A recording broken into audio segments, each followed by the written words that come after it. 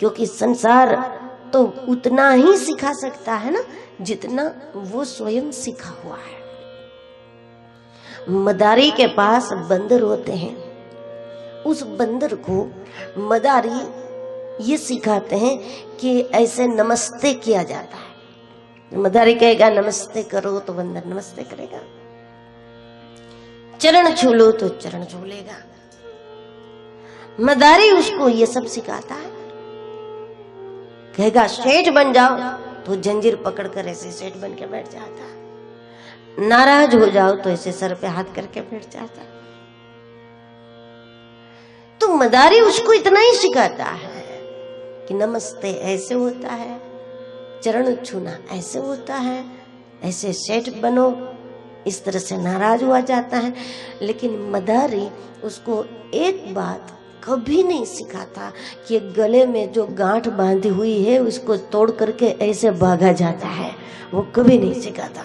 वैसे संसार के लोग भी हम सभी को यही सिखाते हैं ना कि ऐसे घर बनाओ, ऐसे जमीन खरीदो, ऐसे पैसा कमाओ, इस तरह से पैसे को संभालो, उस बैंक में रखो, इस बैंक में रखो, इतना इसमें लगाओ, इतना उसमें लगाओ, इतना धंधे में लगाओ, इतना जमीन में लगाओ, इतना अपने लिए रखो।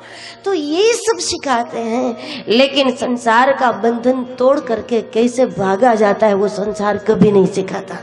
जितना मदारी सिखाता है उतना ही संसार सिखाता है। ऐसे कमाओ, ऐसे भरो, ऐसे जेब में रखो, ऐसे तिजोरी में करो, इतना बैंक में करो, यही सिखाता है। लेकिन इसकी आवश्यकता के बिना भी तो हम आनंद में रह सकते हैं। उस आधार के बिना भी, आनंद के लिए आधार की कोई जरूरत नहीं है। जीविका के लिए पदार्थों की थोड़ी बहुत आवश्यकता है सबको, लेकिन आनंद के लिए नहीं है। आनंद का उससे कोई ताल्लुक नहीं है, आनंद का उससे कोई संबंध नहीं। पर संसार तो उतना ही सिखाता है ना जितना वो स्वयं सीखा हुआ है। और दूसरा, संसार में ईर्ष्या बड़ों में होती है, बड़ों में भी होती है। श्री राम के बल को देख करके, राम की चारों ओर जो तारीफ हो रही थी, प्रशंसा हो रही थी, इसको सुन करके इंद्रपुत्र जयंत को भी ईर्ष्या हो रही थी। जब देवता भी इस बीमारी से बचे हुए नहीं है, देवता भी इस बीमारी से सुरक्षित नहीं, तो इंसान कैसे होगा? तो संसार को तो उतना ही अच्छा लगता है जैसा वो स्वयं है वैसा कोई बने। संसार से जब कोई ऊंचा उठता है तो संसार उसको डराता है। थोड़े भी संसार से आप आगे बढ़ोगे, संसार से जब ऊंचे उठोगे तो संसार आपको सावधान करेगा कि सोच विचार के जाओ, सोच विचार के कदम उठाओ। उधर हमारी पीढ़ियों में कोई नहीं गए, किसी ने भगवान का नाम नहीं लिया, किसी ने भजन नहीं किया, और तुमने ये नई शुरुआत की है।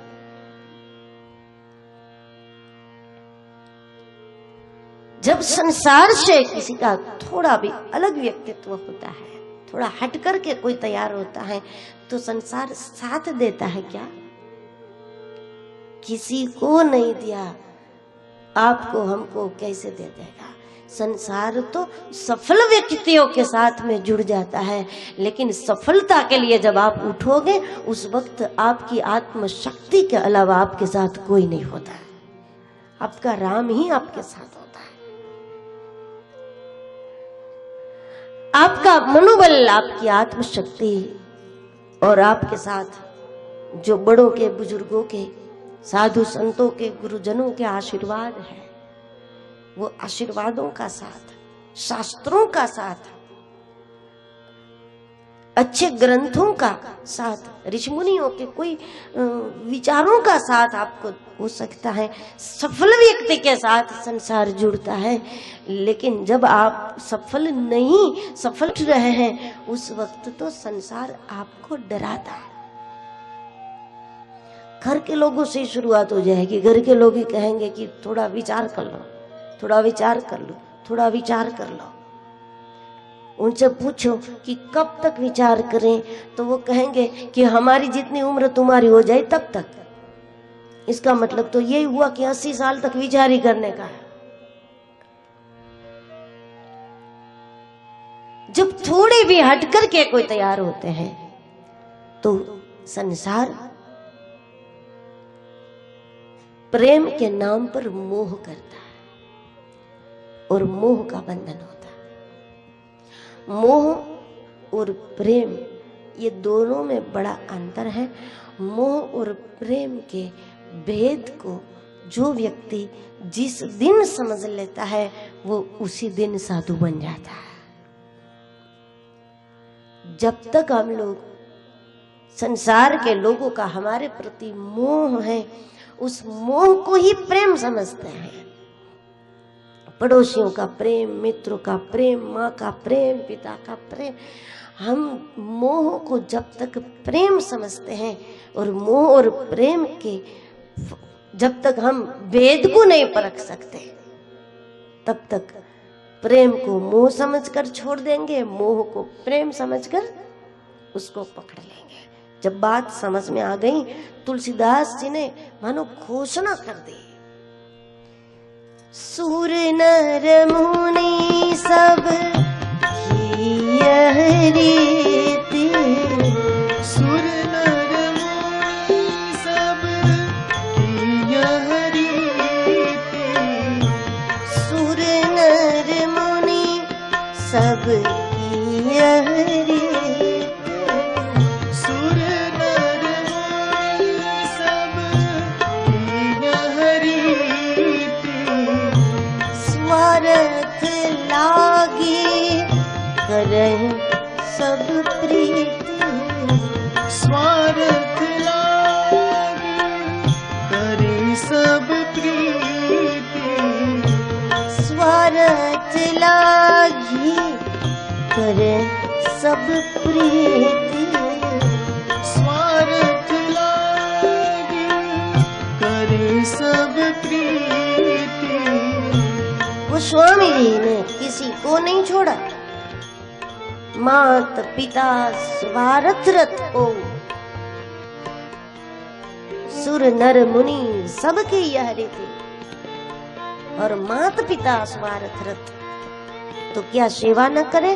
गोस्वामी जी ने कहा माता पिता की, ऋषि मुनियों की सेवा करो, भरोसा ना करो। सब स्वार्थ रत है, इसका मतलब यह नहीं कि सेवा न करे, आशीर्वाद न ले, लेकिन सब स्वार्थ रत है।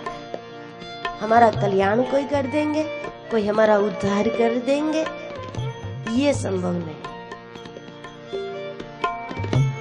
मात पिता स्वार्थ रत वो, मात पिता स्वार्थ रत हो।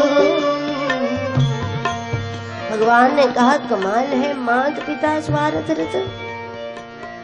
आपको तो भरोसा नहीं किसी का, तो फिर आपको किसी का भी भरोसा नहीं हो। ऐसा नहीं है कि स्वार्थ रहित स्नेह करे।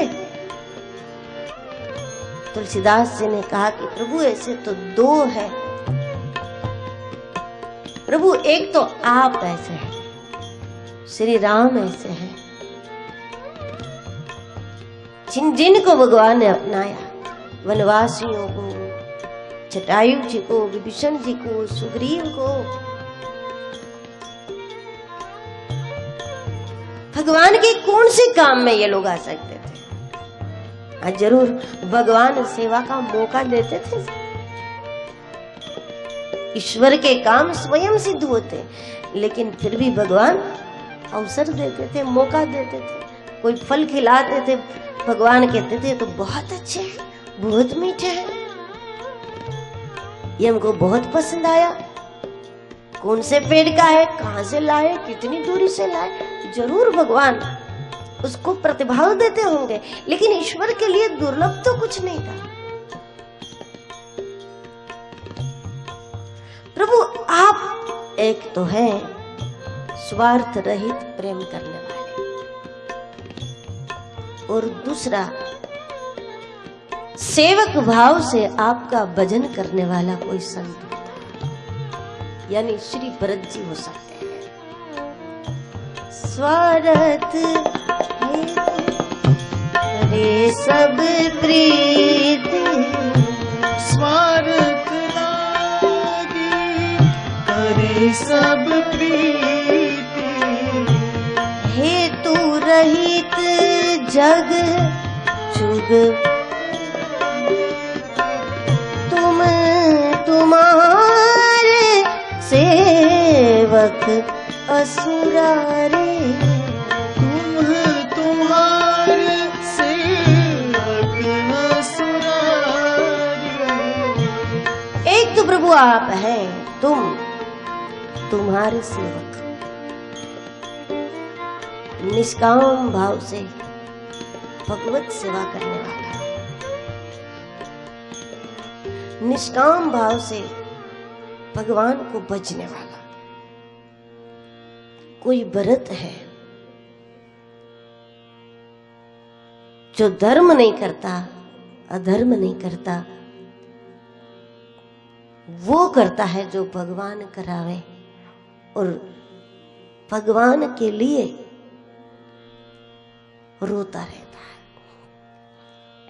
प्रेम मार्ग का आनंद यह है कि कोई भी मार्ग आप पकड़ते हैं, पूर्णाहुति जरूर होती है। जब यज्ञ की आज शुरुआत करो, 2 दिन, 3 दिन, 4 दिन, 5 दिन बाद पूर्णाहुति होती है।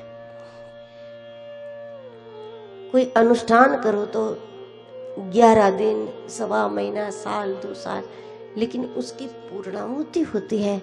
लेकिन प्रेम मार्ग की पूर्णाहुति नहीं होती। प्रेम निरंतर होता है, प्रेम में कभी पूर्णाहुति नहीं होती। भक्त भगवान के लिए रोता है, रोता है, रोता है, रोता है, रोता है, उसके आंखों में आंसू ही खत्म हो जाता है तो इसका रोना बंद हो जाता है और उसका रोना शुरू हो जाता है। फिर भगवान रोता है, रोता है, रोता है, रोता है, रोता है, फिर भगवान का रोना बंद हो जाता है, इसका रोना शुरू हो जाता है। इसलिए प्रेम में निरंतरता होती है, पूर्णाहुति कभी नहीं होती।